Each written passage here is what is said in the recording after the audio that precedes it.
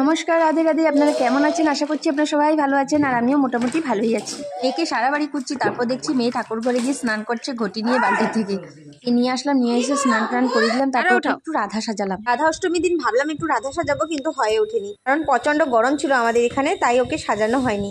তারপর একটা পার্সেল আসলো, জিজু ফোন করে বললো একটা পার্সেল যাবে, পার্সেলটা রিসিভ করো। ভাবলাম পূজার সময় পার্সেল আসবে মানে বাচ্চাদের জন্য কাপড় চোপড় আসবে, কিন্তু না, এটা গোপালের জন্য একটা ইন্ডাকশন পাঠিয়েছে।